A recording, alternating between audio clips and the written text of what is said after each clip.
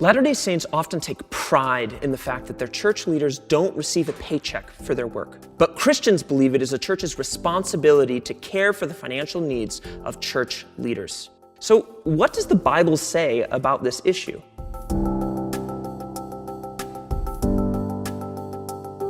The Apostle Paul in 1 Corinthians 9 speaks at length about the right for a minister of the gospel to be financially provided for.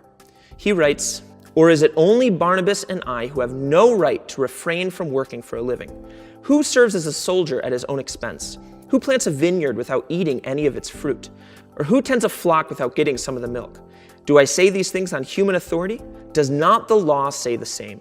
For it is written in the law of Moses, 'You shall not muzzle an ox when it treads out the grain.' Is it for oxen that God is concerned? Does he not certainly speak for our sake?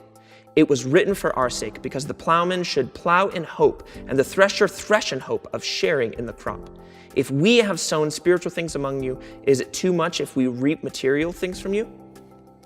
A couple of verses later, Paul summarizes, "The Lord commanded that those who proclaim the gospel should get their living by the gospel." Both Paul and Barnabas, who had been set apart for gospel work, not only had the right to receive financial support, but the church in Corinth actually had a responsibility to care for their church leaders. Now, there were some times that Paul did not make use of this right in order that he would not put an obstacle in the way of the gospel. Instead, he provided for his own financial needs in much the same way that bivocational pastors do today. But in regards to Paul's ministry in Corinth, the Bible tells us that Paul received financial support from the churches in Macedonia in order that he may serve the Corinthians. Paul later said that he felt he had wronged the church in Corinth by not receiving material support from them. He even expressed concern that he robbed the churches in Macedonia by denying the Corinthians their responsibility to care for him.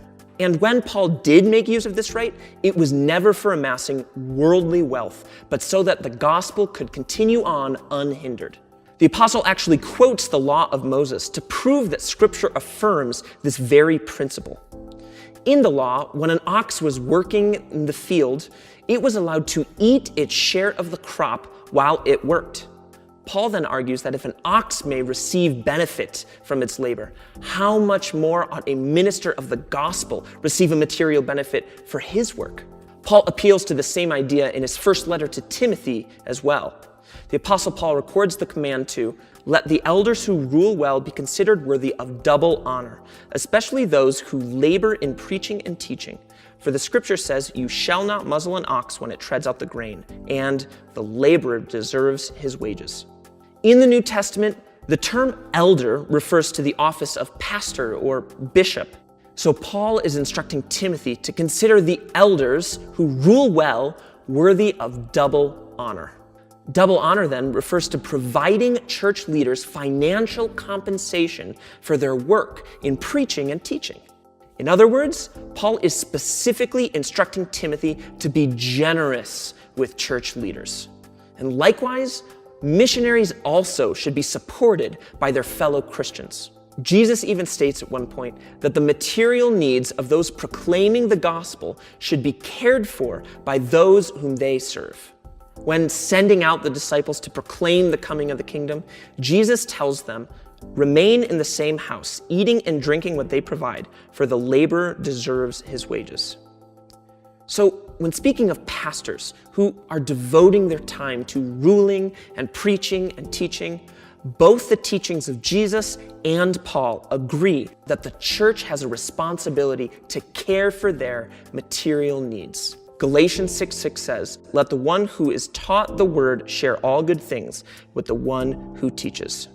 The Bible heartily approves of the laborer receiving his wages.